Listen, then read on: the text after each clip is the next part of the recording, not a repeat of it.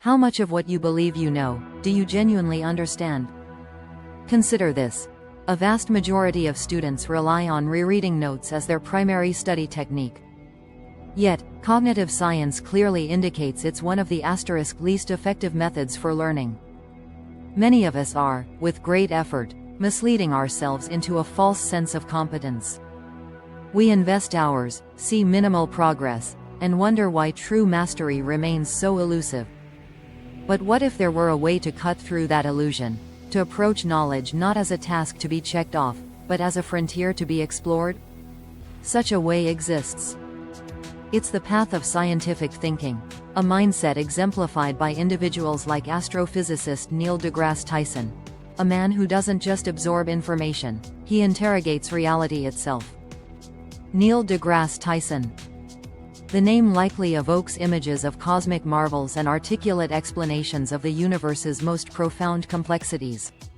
Yet, beyond his acclaim as a science communicator and director of the Hayden Planetarium, Tyson embodies a distinct mode of thought, one characterized by rigor, profound honesty, and relentless curiosity.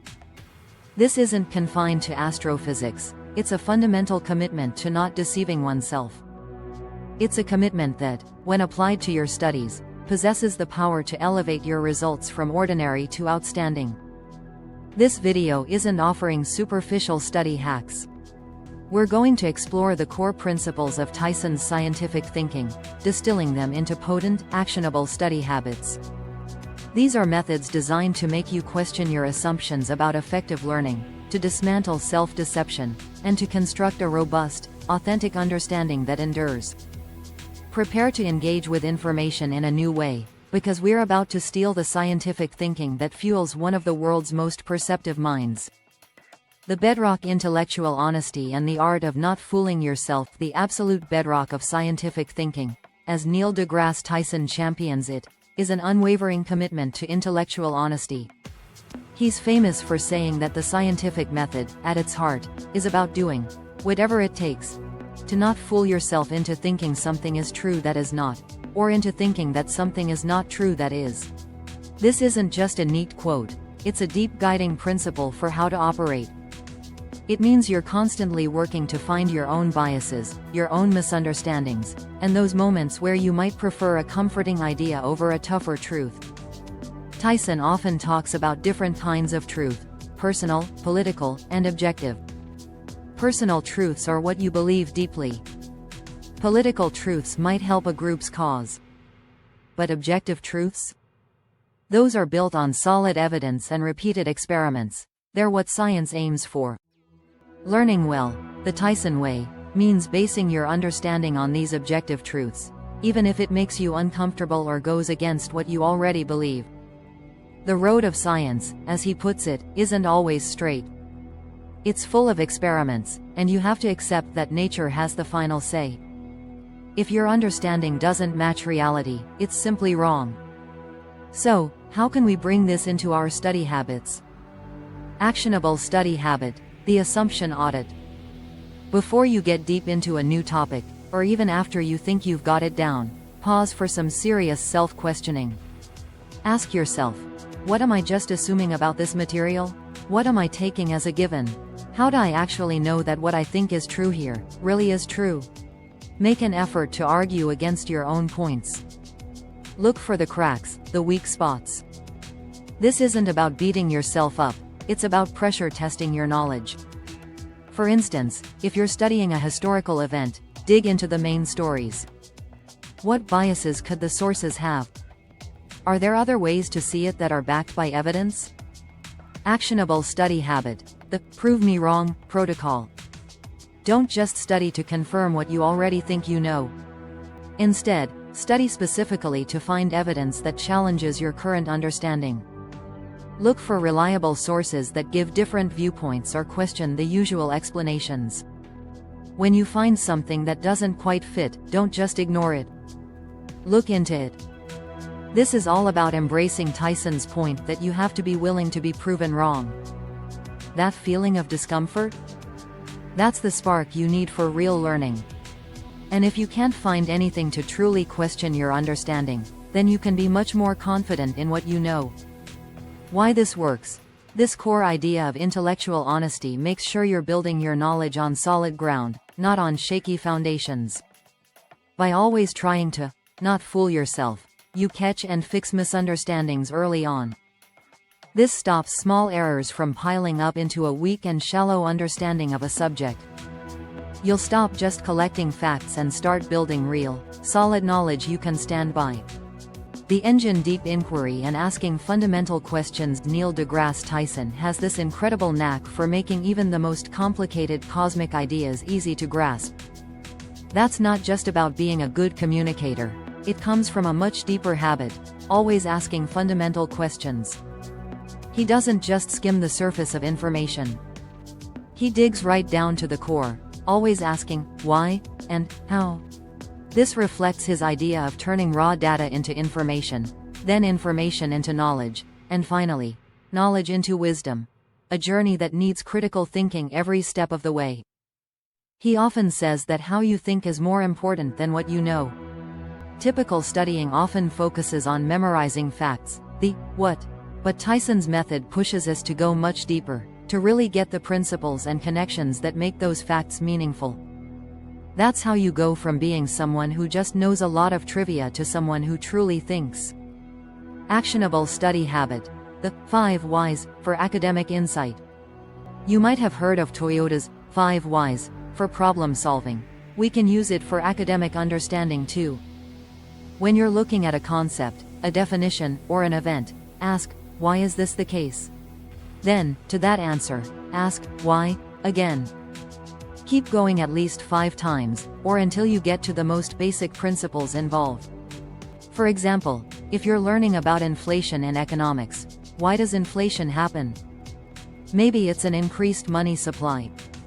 Why does more money lead to inflation? Perhaps more money is chasing the same amount of goods. Why does that push prices up? And so on. This helps you get past the surface-level definitions. Actionable study habit. The Interconnectedness Blueprint. Don't treat topics like separate islands. Actively try to see how new information links to what you already know, both within that subject and across different fields. Ask yourself, how does this new idea connect to what I learned last week, last month, or even last year? Are there similar ideas in other subjects I've studied? What are the bigger implications of this? Try using mind maps, concept diagrams, or even just simple lists to visually connect these ideas. For instance, if you're studying a particular historical battle, link it to the political situation, the economic drivers, the technology of the time, and even the geography. Why this works? Asking deep questions changes learning from just passively receiving information to actively building something. By always asking, why, and looking for connections, you're not just memorizing scattered facts, you're creating a rich, interconnected network of knowledge. This gives you a deeper, more flexible understanding, allowing you to use what you've learned in new situations, which is a sign of real mastery and, as Tyson points out, much closer to how we need to operate in life. The amplifier communication as a catalyst for mastery. Neil deGrasse Tyson is an exceptionally effective communicator, known for making complex science both engaging and understandable to a huge audience. But this skill isn't just for others, it's a vital tool for his own comprehension. He's mentioned that he often writes things down to clarify his thoughts before presenting them, and that preparing to explain an idea helps solidify it in his own mind. He adapts his content for his audience, uses humor, and tries to spark curiosity, all of which demand a thorough grasp of the material. This really hits home the old saying, to teach is to learn twice. Many students think of studying as something you do alone, just taking information in. But adding an asterisk output element, by communicating what you've learned, can seriously boost your learning, memory, and your ability to spot gaps in your knowledge. Actionable study habit. The Feynman technique on steroids. The basic Feynman technique is about explaining a concept in simple terms, as if you're teaching it to someone else. Let's take that a step further. Vary your imaginary audience. First, explain the idea to an intelligent adult who's new to the subject.